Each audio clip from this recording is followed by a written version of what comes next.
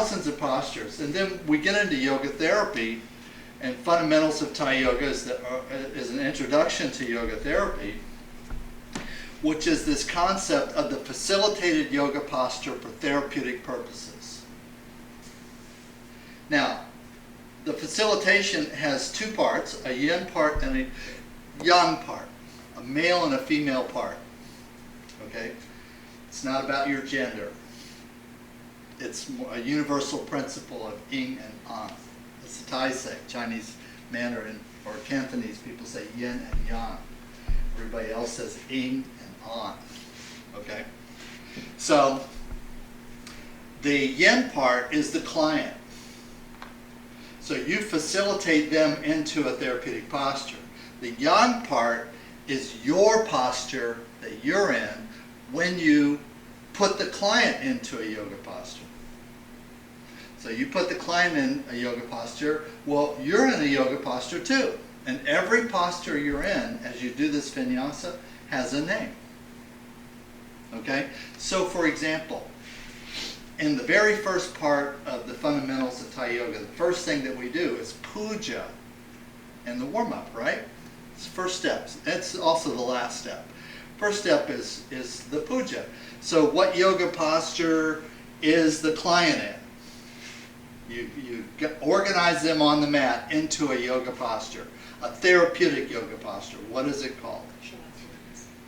Shavasana or Savasana or, see, why? It's dialect, right? Tibetan, Indian Sanskrit, or Thai. Okay, but it basically means the corpse pose.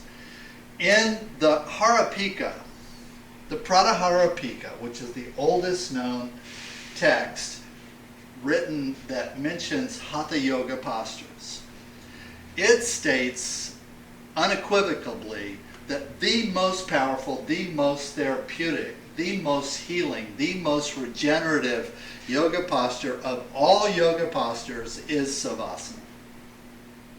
Number one, top of the list. Not forward bend, not backward bend, not twisting pose, not triangle pose, not warrior pose, not. Savasana is number one in traditional yoga posture for therapy. So already we put our client in what's considered historically to be the most powerful healing posture, and we're guiding them into a state of release and relaxation. What posture are you in when the client's in Savasana?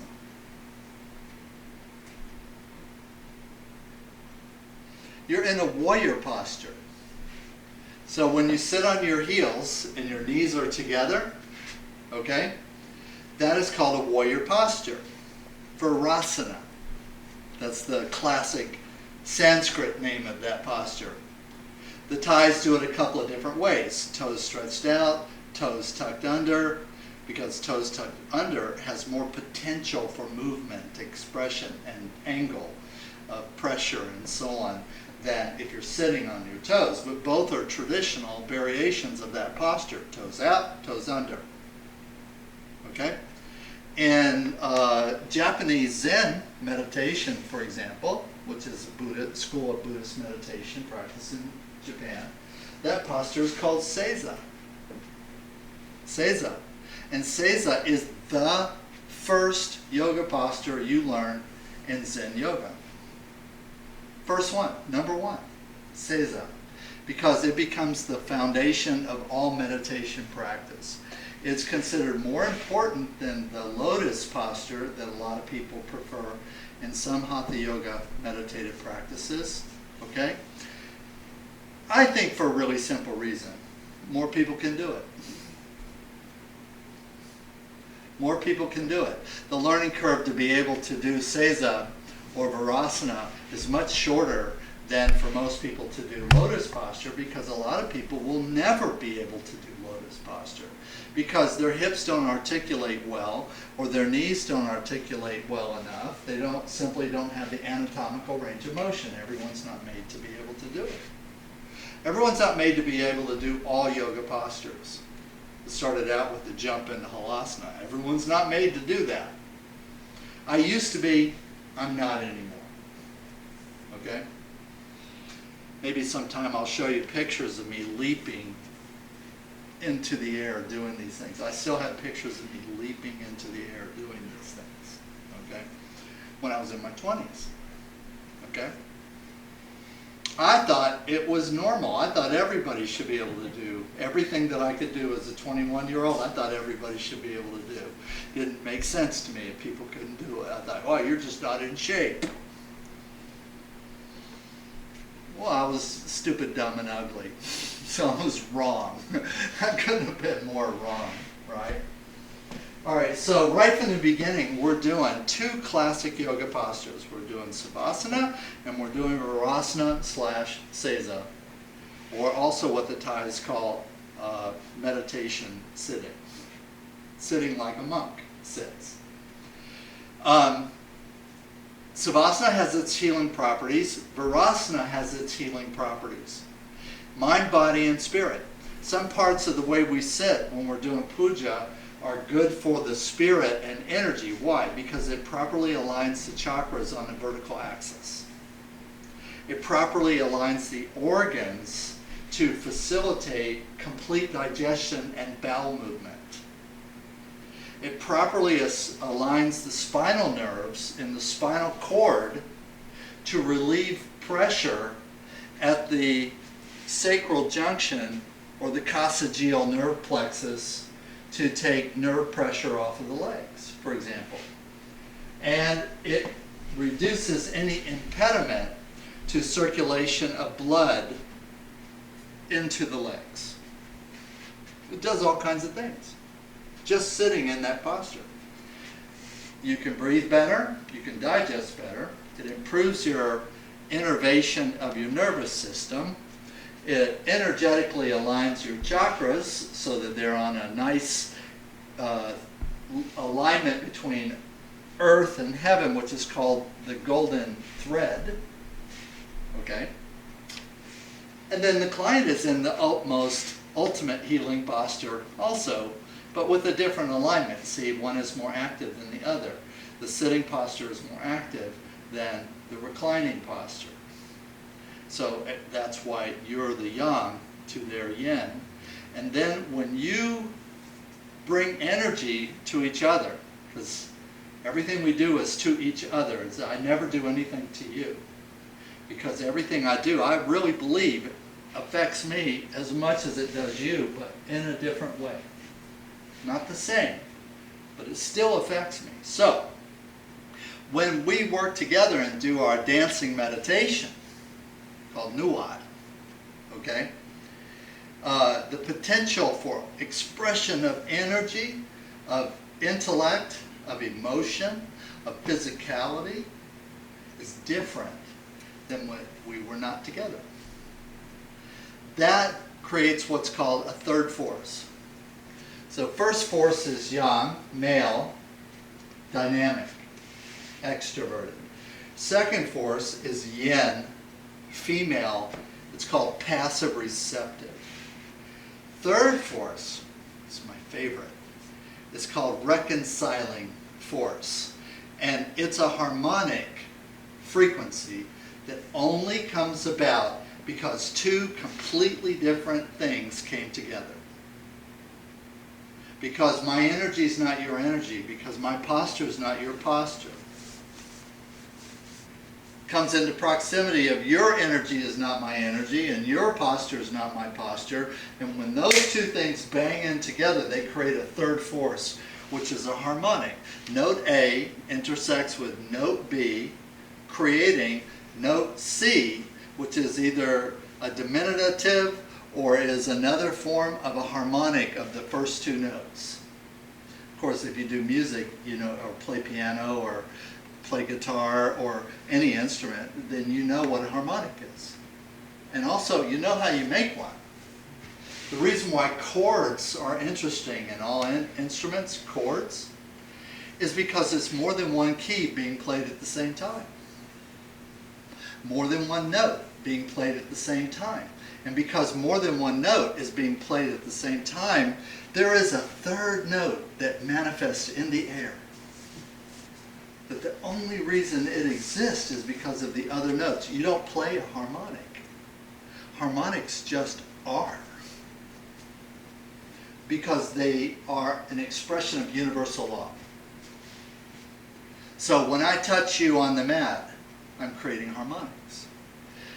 Harmonics potentially have more possibility of creating change than the primary notes. Wow, that's something to think about for a second.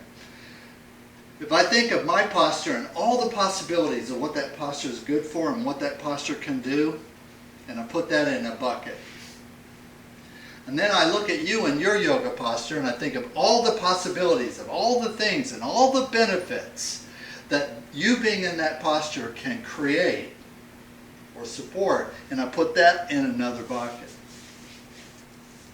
If I actually put those two together, I end up with a third bucket. I don't end up with the sum of bucket A and bucket B. I actually, as soon as I put those two together, I've got a whole nother bucket.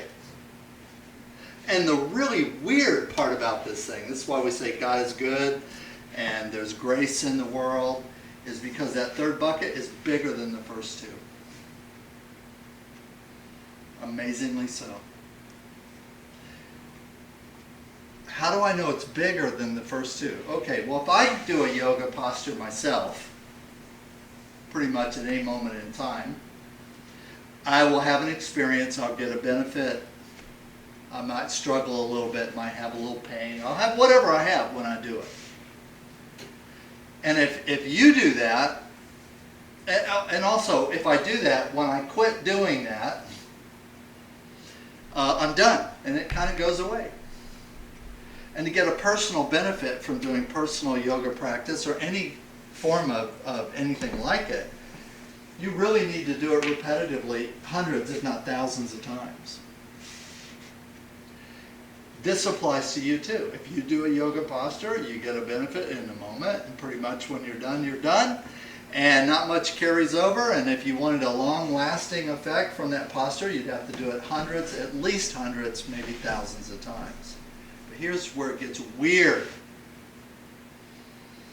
When I do my yoga posture with you, co-facilitation, active integration, dynamic expression of yin and yang duality, of yogic energies, we can have an effect in a minute that can last you the rest of your life. This effect far exceeds the potential of what is an exercise. Far exceeds the potential of what is a stretch. Like, so when people say, oh, Thai yoga, that's stretching, it makes me, I get a little gaggy thing in my throat every time I hear that. Little, because it's so not right. Because in what we do, it's possible I might do puja on you one time and something occur and change in you energetically, physically, mentally, spiritually, and from that moment for the next 100 years you're not the same person. Something changes, and that change lasts and it persists, and possibly for the rest of your life. No exercise system can claim that. No system of stretching can claim that. But for us, we say it's traditional. This is something that's been observed over 1,000 years. It's been observed over hundreds of years, if not thousands of years. It's been observed. It's a thing that happens when people do this. It's one of the reasons why we still do it. Really. There are not many things in the world that any group of people in the world do the same way that they used to do them 1,000 years ago. And consider that it's as good or better than any other alternative available now. Not many things. I don't know what all those other things might be, but I can tell you for a fact this is one of them. I'll tell you for a fact. And part of the reason, I always like to say this, and part of the reason why we've withstood this test of time is not because we're acrobatic.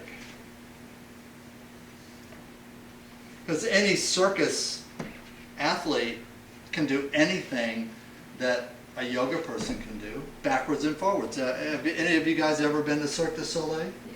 I have. I mean, literally, I wouldn't bet that not one single person on the stage couldn't do at any given time everything that the poster cover person on Yoga Journal magazine could do. Backwards and forwards, 50 feet in the air, dangling off of a rope. Over fire. With their hair on fire. I wouldn't bet. I wouldn't, and I'd say if you're smart, you wouldn't bet either. Once you see them live, you're like, oh my God. People say acro yoga, which is a knockoff of us. Okay? So exceptional, so exceptional. Yeah, I get the fun aspect. Like I said, I used to like to leap about. Okay? But any circus performer, any Cirque du Soleil performer, any gymnast worth their salt, male or female, can do anything that an acro yoga person can do, backwards and forwards off of a parallel beam or a double beam or what have you. Right? Just like, I forget her name, I should remember her name, the girl who won the gold medal in the gymnastics this past year. Simone. I love her. I look at her and I'm just like, oh, a little goddess, you know? But, for example, in her competition, she can run about 5 feet, jump in the air, and do 3 complete rotations with 3 complete twists and still land on her feet together. Ta-da! Like, make it look easy. Like, I don't understand why everybody can't do this. Here, watch. No, you just go. Okay? And guess what? She's not a yogi. She's a gymnast. So there's nothing special about yogic performance. Nothing. Anything a yogi can do, a well-trained athlete, circus arts performer, or gymnast can do, backwards and forwards. I've seen Chinese acrobats at the Shrine Circus stack 17 wooden chairs like you have around the dining room table. Just standard looking wooden chairs. Stack 7, they bring one chair out, the guy climbs on top of it, another guy comes, 2 guys come up and they throw him a second chair, and then he climbs on top of the second chair while he's stacking it on the first chair, and then they come and throw him another chair until it's like taking 2 people to run up and hurl those chairs up in the air, because now it's like 20 feet in the air and the chairs are going like this because they're just chairs stacked on top of each other, and then get on top of it and do every yoga posture you've ever seen in a magazine or anywhere else. Splits, one hand arm stands, one hand splits, one hand to the other hand, stand on top, put his foot up over his head. Every yoga posture you could have back bend onto the seat of the step, then put his feet up in the air and do a split, and then put his feet back on the chair and come out of his back bend and do all that. And then when he was done, he's standing on top of this 20-foot wiggly chair stack, grabs the back of the first chair, hops up and tosses it, and lands on the next one. And then does that. Boop, boop, boop, boop, boop, boop, boop, boop, boop, boop, boop, on the last chair. At a run. Not even slow and careful.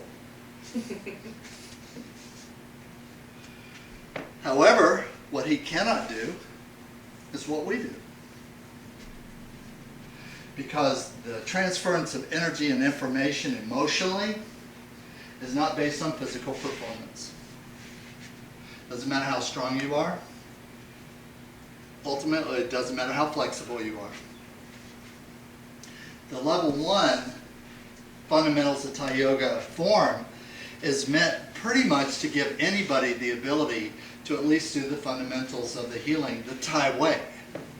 And we cover the 5 attitudes: face up, supine; side lying, face down, Savasana, prone; second supine, open up the door for an abdominal or chest or torso focus, leg stretching a little bit; one inversion, you've got to have an inversion in there somewhere; and a sitting posture.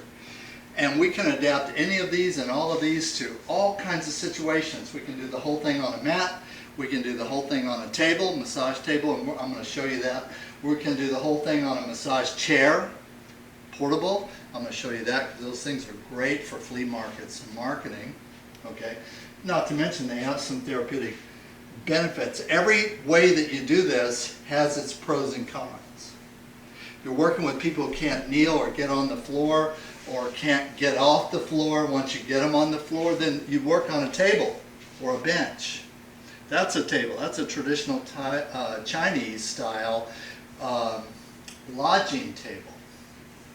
Okay, it's not super heavily padded, but that's a therapeutic table. There's many. The green bag there is a therapeutic bench. So they can be as small as that. Okay? Or you can have a mat like this, or I showed Rob some of my old pictures. I've been digging out my old pictures because I think sometimes a lot of people don't believe me when I say things used to work a certain way or look a certain way or what have you. And when I trained in the 80s with the Hill Tribe people, their mats were made out of wood. And then for me, because I'm a soft phalang, it's like soft serve ice cream, but with a white guy, the equivalent. Hill Tribe people are hardy, let me tell you. They are hardy people. They would put a blanket, a wool blanket, a thin wool blanket on top of the wood. Ta-da! That's it. That's the mat. And under that thin wool blanket was woven bamboo. Woven bamboo. Strips of bamboo woven like this to make the mat, which you can feel through the blanket. Okay? No cushion. They thought that was the cushion. The cushion was just the wooden mat for them. But see, Cadillac for the white guy, translation in Karen, Phalang. The Phala, what does Phalang mean? It means white guy. So the accommodation for me, comfort-wise, was they put like a sheet, a blanket, but I don't know, blanket, I don't know, sheet. It's about this thick. You know? You can make a shirt out of it. It's not so heavy that you couldn't wear it. You know?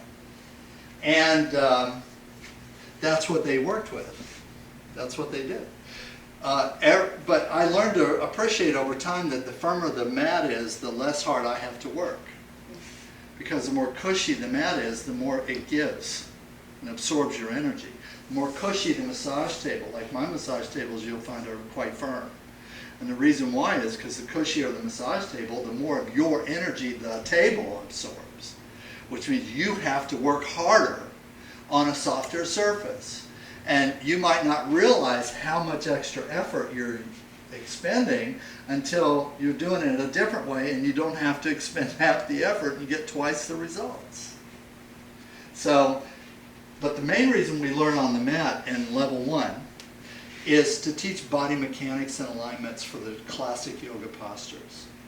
And then when you go to work on a table or a bench or of any kind or a chair or anything else, you try to approximate the postural alignments that you learned on the mat. And then that keeps you safe and it makes you strong. And make sure that you guarantee that you give what you're trying to give to your client to them, and you get from them the balancing energy that you're supposed to get. See, if I'm straining when I'm working on you, if I'm straining too hard in any way, then that interferes with the positive aspect of the benefit I'm supposed to be getting from you. And why is that so important? Like a lot of people, a lot of therapists, this is not part of their tradition. Like it's not part of massage therapy, it's not part of physical therapy, it's not part of osteopathic therapy, it's not part of orthopedic therapy, that the therapy is supposed to be as good for the giver as it is for the receiver. It's not part of those traditions. Why is it so important to us? Well, because we've been around for a while. All of those other disciplines are either less than 100 years old or certainly altogether less than 150 years old.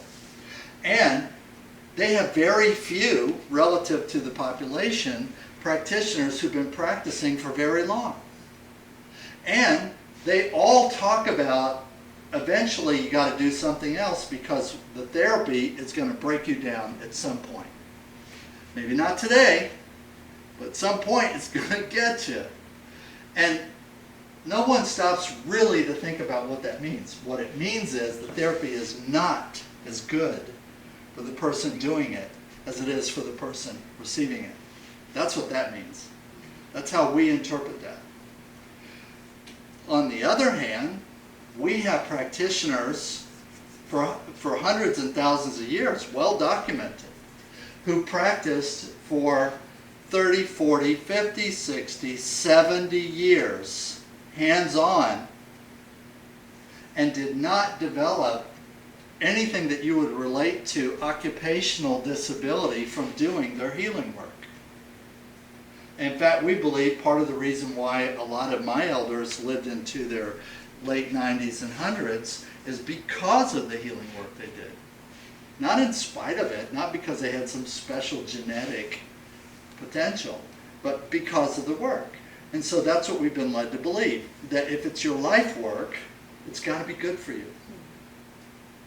I mean, in one way, when I say it like that, it seems like that would be so simple and so self-evident that everybody should know that whatever you're doing as a job to make a living, I don't care what it is, should be good for you.